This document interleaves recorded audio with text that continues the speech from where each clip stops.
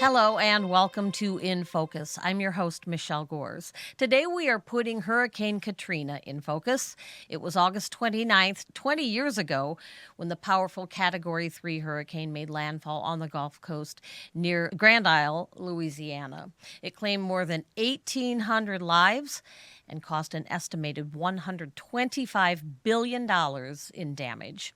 Today we will look back at the hurricane, the huge impact that it had on New Orleans, the lessons learned, and what has happened in the 20 years since. I have two guests joining me today for the conversation.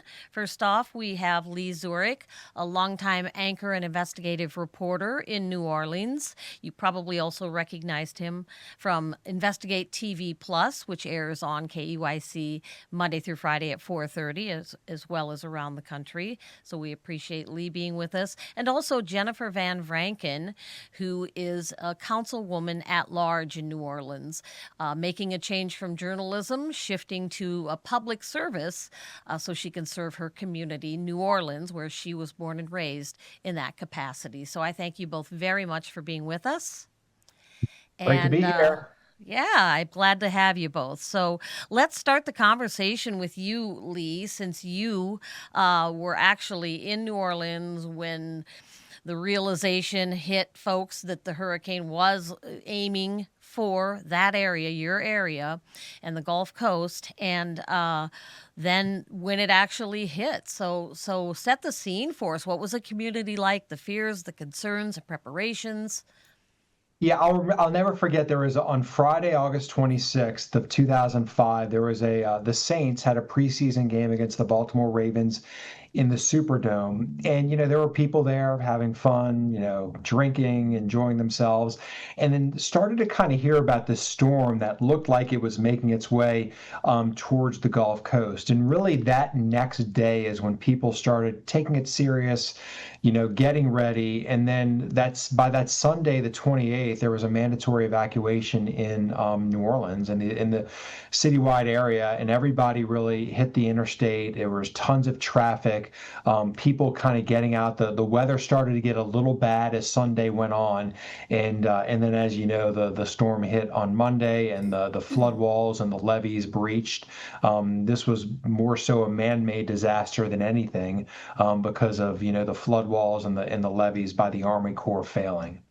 So when the mandatory evacuations were ordered by then Mayor Ray Nagin, that was the day before the storm. At that point, people weren't able to or unwilling to evacuate. They just didn't have the means to get out of town, and they were sort of stuck there when the storm hit.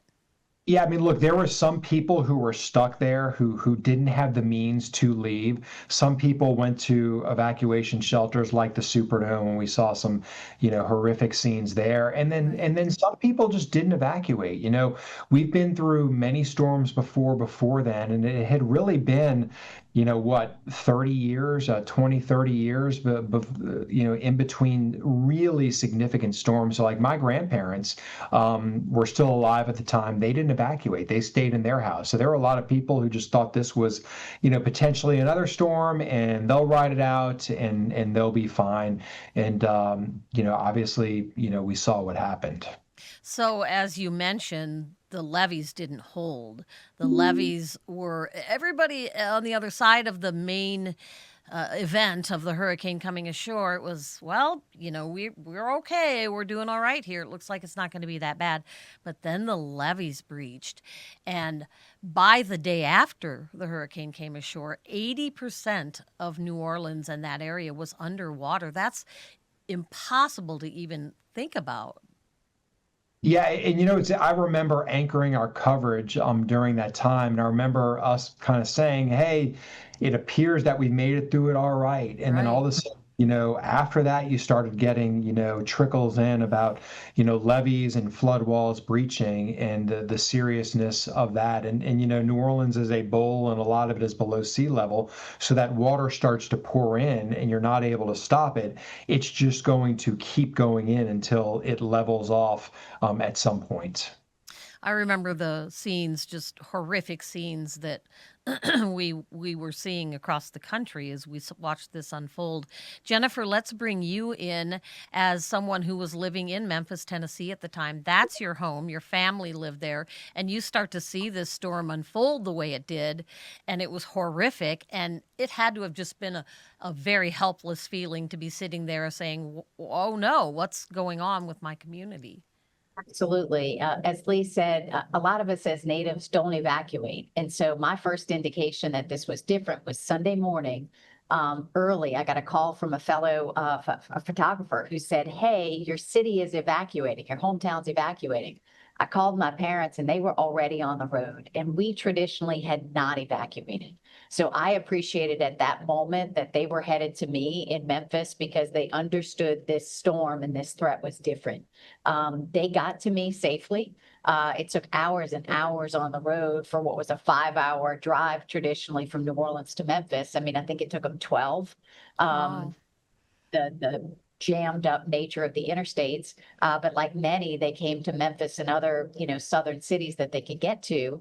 And I was at work sitting at my desk in the newsroom. And I remember, again, starting to hear like New Orleans is flooding. And I didn't understand. I'm like, no, we were fine. The storm passed. And, I understood the damage wasn't that bad. And they're like, no, there's water flooding into New Orleans.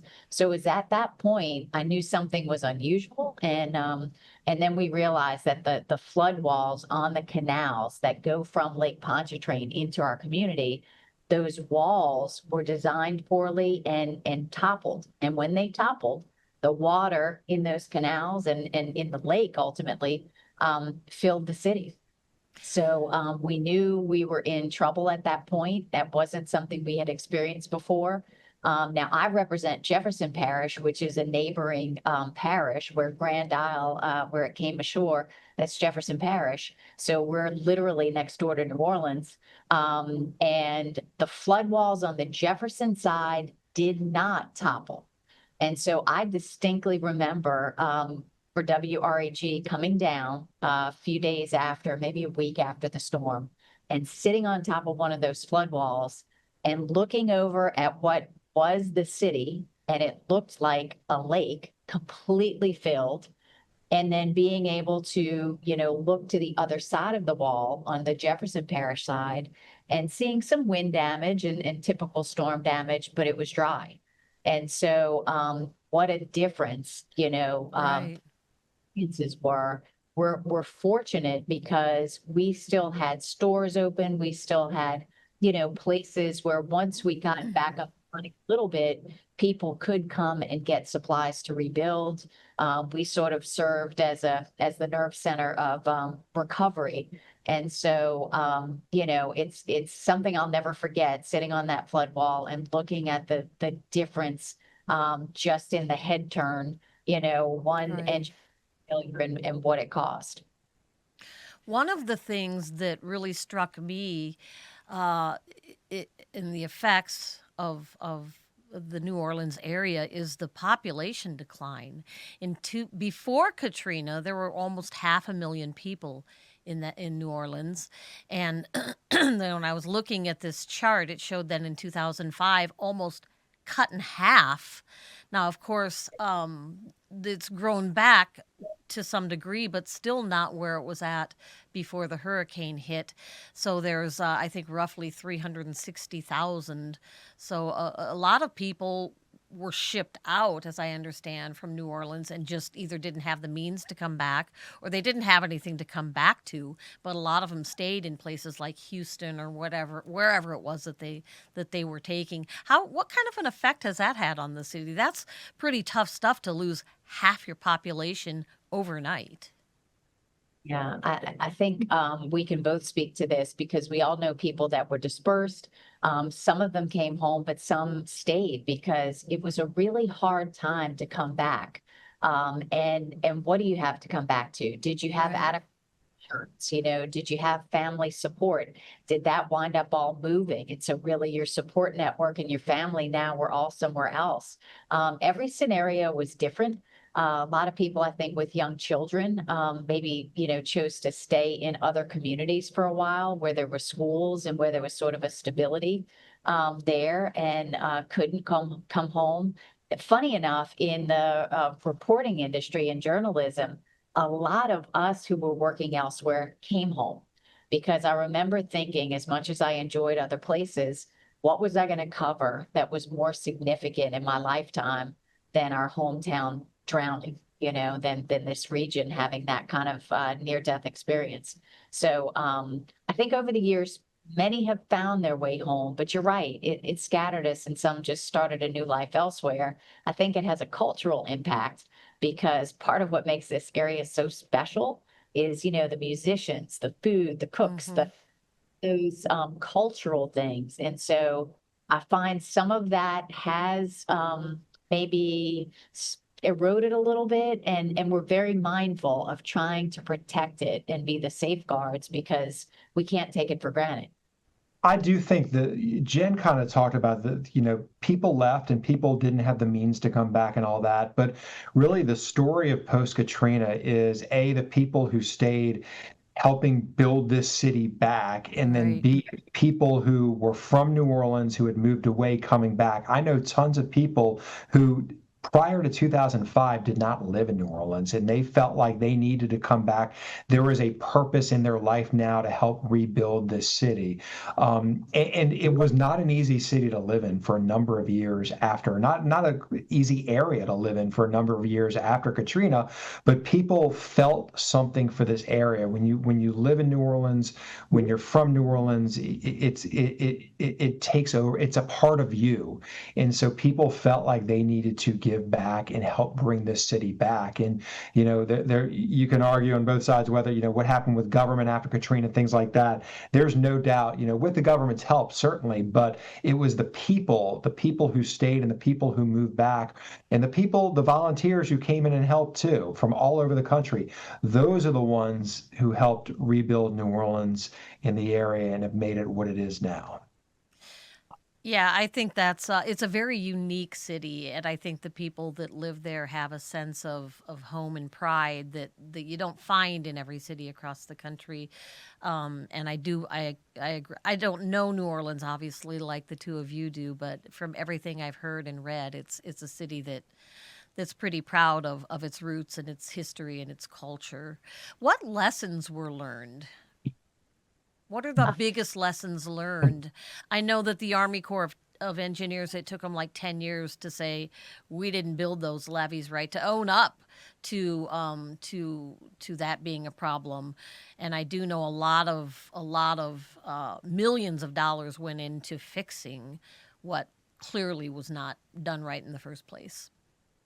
Well, Lee hit on it when he said this was a man-made disaster. I mean, yes, there was a Right. storm, but it was the failure of what was engineered incorrectly.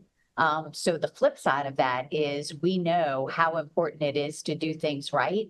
Now we have a hurricane risk reduction system that is massive. It is an engineering feat. It protects us. Since the time it was constructed, it has been protecting us and succeeding. And we also see examples of how even individual structures, like on Grand Isle, which is all the way down at the Gulf of Mexico, after the most recent storm, we could see homes that were completely almost unscathed, because they were built to modern codes, because they had a fortified roof, because they had certain features built in. And then you'd have something immediately next door that was a pile of, scrap. So we know, for me, it really instills, as long as we are building things correctly, as long as we are smart about how we do it, we can exist as a really strong community. You just have to be mindful and not I guess, track of the fact that you have to build in a way that is mindful of the environment where we live. But it can be done, and it can be done well, and makes it the best place in the world to live.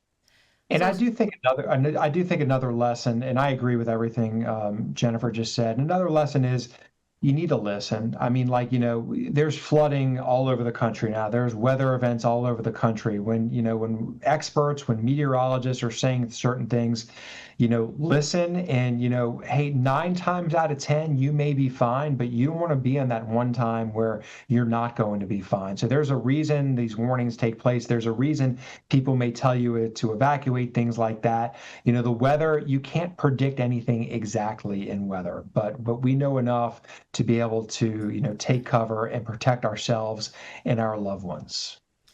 Well put. Um, I will ask you both this question as we close out here. Um, so, Lee, you had started your career in TV and sports, and you were a sports anchor, and you shifted to news and, more specifically, investigative reporting. That you can make a clear difference when you're holding powerful accountable. You're asking tough questions. You're trying to fix things that are broken. Did you make that shift intentionally? Did Katrina play a role in that for you to say, you know what? I want to dig in and see where these problems are. I don't want to put words in your mouth, but I'm just curious. Oh, that's it. I was, August 28th, 2005, I was the weekend sports anchor and happy and loved my job.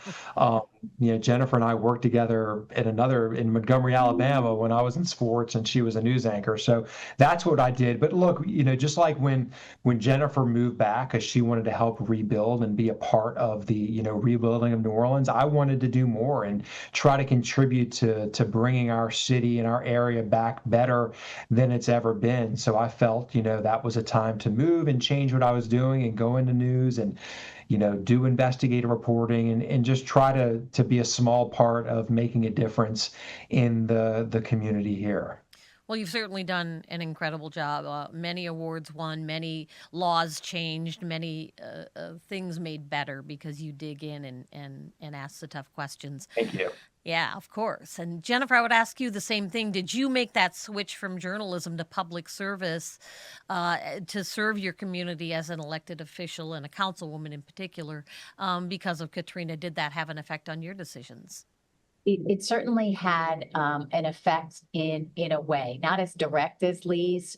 Katrina brought me home. Katrina reconnected me, to the place that is home for me, for my family. But understanding that bad government can lead to bad results. And I remember traveling to Siena, Italy, and there literally is something that shows good government and bad government. And government, you have like smooth streets and things are well run. Bad government is, portrayed something like hell. And so for me, what we understood after Katrina is if you've got good government, if you have people who are putting the resources where they need to be, putting competent people on boards and not, ones for political favors, it does have an impact on what's around us, and the quality of life and protecting our community. So I think ultimately it was a little bit more indirect path for me, but being here and understanding that made me definitely want to get into making the decisions and trying to make sure we were making the good decisions, using things well. And we always kid. In fact, I had a conversation with someone yesterday who said, we never want Lee Zurik showing up at our door. I second that emotion. And Michelle, I've never shown up at Jennifer's door, so I guess that's okay. Good to know. Yeah. It's a perfect segue because season 3 of Investigate TV Plus is going to be launching here September 8th. And that is season 3 of the nationwide syndicated program that Lee and Tisha Powell anchor together. And so maybe you could give us a quick preview, Lee, of what we could expect this year. Yeah, we were working on some episodes today. We have a tweaked look, I guess you could say, and a lot of really good stories. I've been watching a lot of the stories that we have planned for this season's show, and there's some really important stuff that every show we hope you take away something and learn something, and I think you will. and be entertained and be inspired as well too. So that starts at September 8th. Hope you'll tune into it. Monday through Friday at 4:30. You can see that show right here on KEYC. And that's the time that we have for today, you guys. I can't thank you enough for joining us and being very candid. You lived this experience, and I know dredging some of that back up for you is probably difficult. It would make sense that it is. So I appreciate you taking the time. The expression that they say is, to understand where we're going, we have to understand where we've been. And so I think historically it's important to look back at some of these stories that shaped where we are today, and will continue to do so. So thank you very much, both of you, for taking the time for us today on In Focus.